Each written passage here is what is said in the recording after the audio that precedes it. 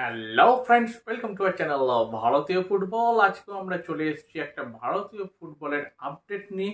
শুধু আপডেট বলবো না, গতকাল যেমন আমরা মোহামেডান স্পোর্টিং ক্লাবের গত বছরে তারা কি করেছে ক্লাব হিসাবে, ক্লাবীয় দল হিসাবে, সেই নিয়ে সম্পূর্ণ একটা তথ্য দিয়েছিলাম। আজকে কিন্তু ইস্ট বেঙ্গল ক্লাবকে নিয়ে চলে এসেছি, অর্থাৎ 2023 সালে তারা কি কি অ্যাচিভ করেছে, কি কি তাদের ভুল হয়েছে, এবং নতুন বছর অর্থাৎ এই 2024-এ কি কি তারা করতে চলেছে এবং নতুন কোন প্লেয়ার টিমে আসতে চলেছে, এই সমস্ত কিছু নিয়ে আপনাদের সামনে আলোচনা করব। তো চলুন একবার আমরা ফিরে দেখে নিই আগের বছর ইস্ট বেঙ্গল, আমাদের বাংলার এক গর্বের দল, সে কি কি করেছে। তো প্রথমেই বলবো, টোটাল এই 2023 সালে যদি কলকাতা ফুটবল লিগকে বাদ দেন, ইস্ট বেঙ্গলের মেন টিম কিন্তু 28টা ম্যাচ খেলেছে। তার মধ্যে কিন্তু চারটে টুর্নামেন্ট আছে। কি কি টুর্নামেন্ট? গত সিজনের আইএসএল এর শেষ কটা ম্যাচ, তারপরেই কিন্তু সুপার কাপ, এবং এবছর নতুন ভারতীয় ফুটবলের সিজনে শুরু হওয়া অর্থাৎ 2023-এ শুরু হওয়া ডুরান্ড কাপ, এবং পরবর্তী ক্ষেত্রে আবার আইএসএল। এই নিয়ে কিন্তু টোটাল 28টা ম্যাচ খেলেছে দুটো কোচের অধীনে। প্রথম যার কথা আমি বলবো, সেই স্টিফেন কনস্ট্যান্টাইন আমার একদম অপছন্দের কোচ। প্রথম থেকেই বলেছিলাম যখন ইস্ট বেঙ্গলে সাইন করিয়েছে যে এই কোচের থেকে কিন্তু যে কোনো ভারতীয় কোচ অনেক ভালো ছিল, তার ফলস্বরূপও দেখতে পেয়েছি। এবং সেই হেতু 2023 সালের সূচনাকে কিন্তু ইস্ট বেঙ্গলের মোটেও ভালো হয়নি। আমরা যদি প্রথম থেকে আলোচনা করি, দেখব সেই 2023-এর শুরু থেকে কিন্তু 9টা আইএসএল এর ম্যাচ খেলেছে, যেখানে দুটো ম্যাচ মাত্র জিতেছে, একটা ড্র করেছিল, 6টা ম্যাচ খেলেছে। তারপরে সুপার কাপে অংশগ্রহণ করে ইস্ট বেঙ্গল, এবং সুপার কাপে অংশগ্রহণ করে 3টে গ্রুপ পর্যায়ের ম্যাচে 3টে কিন্তু ড্র করে, একটা ম্যাচেও জেতার জায়গায় আসতে পারেনি। এই জন্য সেই গ্রুপ থেকে কিন্তু উড়িষ্যা এফসি চলে যায় পরের রাউন্ডে, অর্থাৎ নকআউট রাউন্ডে ইস্ট বেঙ্গল কিন্তু ছিটকে যায়। এবং এই 2023 সালের প্রথম 12টা ম্যাচের পরই যেটা সব থেকে ভালো দিক হলো, সেটা স্টিফেন কনস্ট্যান্টাইনকে কিন্তু পুরো টিম থেকে ছেঁটে দেওয়া হলো, এবং তার পরিবর্তে কাকে নিয়ে এলো? কার্লোস কুয়াদ্রাদো। যে কার্লোস কুয়াদ্রাদোর আমলে কিন্তু আমরা জানি বেঙ্গালুরু এফসি কি কি করেছে, এবং সেদিন থেকে আমি বলেছিলাম এই ইস্ট বেঙ্গল দল কিন্তু ঘুরে দাঁড়াবে। এবং তারপর নতুন করে টিম গঠন, নতুন করে ট্রান্সফার উইন্ডোতে ভালোভাবে প্লেয়ারদের মোটামুটি ধরে রাখা এবং নিয়ে আসা।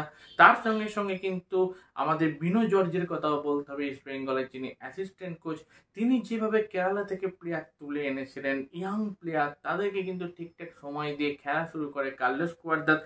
এবং শুরুতেই আমরা দেখতে পাই ডুরান্ড কাপ, এবং এই ডুরান্ড কাপে অংশগ্রহণ করে প্রথমেই ডার্বি ম্যাচ, এবং ডার্বি ম্যাচে প্রায় 4.5 বছর পর কিন্তু মোহনবাগানকে হারাতে পারলো ইস্ট বেঙ্গল। এবং এই বছরে অর্থাৎ 2023 সালে ইস্ট বেঙ্গলের যদি বড় প্রাপ্তি বলেন, এই ডুরান্ড কাপে মোহনবাগানকে হারানো, অর্থাৎ ডার্বি ম্যাচ জেতা। সেদিন থেকে কিন্তু কার্লোস কুয়াদ্রাদো প্রত্যেকটা ইস্ট বেঙ্গলীয় ফ্যানদের কিন্তু নয়নের মণি হয়ে আছে। আমাদের বাংলার টিমকে তিনি এগিয়ে নিয়ে যেতে পারেন, সেইটার দিকে কিন্তু অনেকের বিশ্বাস তৈরি হয়। এবং সেই টুর্নামেন্টে টোটাল প্রথম ম্যাচ থেকে ফাইনাল অবধি ডুরান্ডে কিন্তু ছখানা ম্যাচ খেলে ইস্ট বেঙ্গল। তবে এই ডুরান্ড কাপের কিন্তু ফাইনাল অবধি তিনি, সেই টিম ওঠে ফাইনালে, অবশ্য মোহনবাগানের কাছে হেরে যায়। তবে ফাইনালে হারলেও কিন্তু রানার্স আপ হিসাবে প্রথম অনেক বছর পর ইস্ট বেঙ্গল কোনো জাতীয় টুর্নামেন্ট জাতীয় টুর্নামেন্টের ফাইনালে পৌঁছালো, এটুকু বলতেই পারি। এবং তারপর শুরু হয় আইএসএল, এই বছরকার যে সিজন চলছে 2023-24, এবং এখন অবধি বর্তমানে 10টা ম্যাচে 2টো জেতা, 3টে লস্ট এবং 5টা ড্রয়ের মধ্যে এই মুহূর্তে কিন্তু 7 নম্বর টিম হিসাবে হয়ে আছে 12টা টিমের মধ্যে। এখন আপনারা প্রত্যেকে জানেন যে ইন্টারন্যাশনাল ব্রেক চলছে, তো এর মধ্যে কিন্তু 7 নম্বরে আছে। প্লে অফে যাওয়ার জন্য কিন্তু জাস্ট একটা পয়েন্টের ব্যবধান। সেহেতু এইটা যদি নতুন বছর অর্থাৎ এই 2024-এ নতুনভাবে টিমকে গঠন করে যদি এগোতে পারে, যে খেলা খেলছে এই খেলায় যদি খেলতে পারে, তাহলে কিন্তু সেই জায়গাতেও পৌঁছে যাবে, এইটুকু বলতেই পারি। তবে একটা কথা, এই ইস্ট বেঙ্গল দল কিন্তু যতটা রক্ষণাত্মক ভালো খেলছে, অ্যাটাকিং এ ভালো খেললেও কিন্তু গোল পাওয়া যাচ্ছে না। তো এই সিজনের মাঝেই একটা যেটা খারাপ দিক চলে এসেছিল, জর্ডান এলসে, যাকে নিয়ে অনেক আলোচনা হচ্ছিল, অস্ট্রেলিয়ান ডিফেন্ডার, তাকে সাইন করা, অসম্ভব ভালো খেলছিল, কিন্তু তার মারাত্মক চোটে পুরো সিজন থেকে ছিটকে যায় এবং সেই মুহূর্তে দেখা যায় কার্লোস কুয়াদ্রাস একজনকে নিয়ে আসেন বিদেশি, সেই কিন্তু হিজাজি মাহের কিন্তু ইস্ট বেঙ্গল টিমে জয়েন করার পর দেখা গেছে তার কতটা কম্প্যাক্টনেস এবং ফুটবলের প্রতি তার কতটা ব্রিলিয়ান্সি তার মধ্যে কাজ করে এবং সেই অনুযায়ী দারুণ খেলছে এবং তার জন্যই বলা চলে হিজাজি মায়ের জন্যই কিন্তু ইস্ট বেঙ্গলের ডিফেন্সিভ পার্টটা এতটা কম্প্যাক্ট লাগছে। এবার আমরা আশা করছি এখন যে ট্রান্সফার উইন্ডো ওপেন হয়ে গেছে, অনেক কথা চলছে যে নাকি ইস্ট বেঙ্গলের ঘানা থেকে কোনো ডিফেন্ডার আসতে পারে, আবার এটাও শোনা যাচ্ছে যে কোনো একটা আফ্রিকান কিন্তু স্ট্রাইকার আসতে পারে। এই সমস্ত রুমার নিয়ে আমি কোনোদিন কথা বলিনি, আজও বলবো না, যেটা ফাইনাল হবে সেটা নিয়েই কথা বলবো। এবং অনেকের কাছে নাকি শুনতে পাচ্ছি যে আলভারেজ বলে যে প্লেয়ারটি কেরালার খেলতো, এখন যিনি স্পেনের সেকেন্ড ডিভিশনে খেলছে, তাকে হয়তো নিয়ে আসতে পারে। তো এই জায়গায় আমি একটা কথা বলবো, বর্তমানে যে প্লেয়ার দুটোকে নিয়ে ইস্ট বেঙ্গলের মেনলি প্রবলেম চলছে বিদেশি প্লেয়ার, এক হচ্ছে পাড্ডো ডিফেন্ডার এবং এক হচ্ছে সিভারিও টোরো অ্যাটাকার। এই সিভারিও টোরোকে কিন্তু কয়েক সিজন ধরে, দুটো সিজন ধরে হায়দ্রাবাদে অসম্ভব ভালো খেলতে দেখেছি, ইস্ট বেঙ্গলে ভালো খেললেও কিন্তু গোল পাচ্ছে না। তো এই টোরোর জায়গায় যদি ভার্কেসকে আনে আলভারো ভার্কেস, তাহলে কিন্তু খুব খারাপ হবে।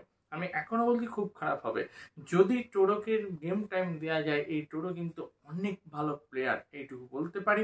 আর এই ইস্ট বেঙ্গল টিমের যদি আমি একটা প্লেয়ারকে চেঞ্জ করতে বলবো, পাড্ডোকে চেঞ্জ করে যদি কোনো একজন ভালো ডিফেন্সিভ মিডফিল্ডার বা সেন্ট্রাল ব্যাকের কোনো ভালো প্লেয়ার নিয়ে আসতে পারে, এর থেকে ভালো কিছু হতে পারে না।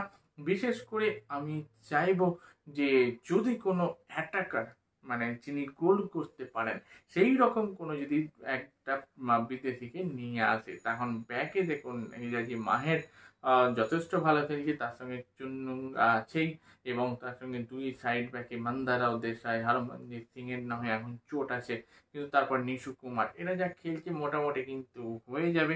এই ডিফেন্সিভ পার্টকে নিয়ে অতটা চিন্তা হয়তো না করলেও চলে যাবে, কিন্তু একটা গোল করার প্লেয়ার দরকার।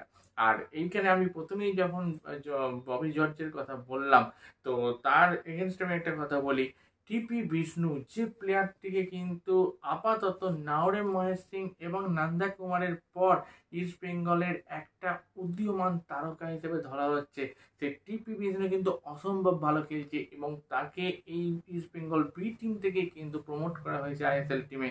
তার দিকেও যদি একটু নজর দেওয়া যায়, তাহলে আমার মনে হয় অচিরেই কিন্তু গোল করার লোকও চলে আসবে। ঠিক যেভাবে ইস্ট বেঙ্গল গোল এখন বাঁচাচ্ছে, নতুন বছরে 2024 যদি গোল দিতে পারে, তাহলে কিন্তু ইস্ট বেঙ্গলকেও আমরা মোহনবাগানের মতো প্রথম 6টা টিমের মধ্যেই দেখতে পাবো।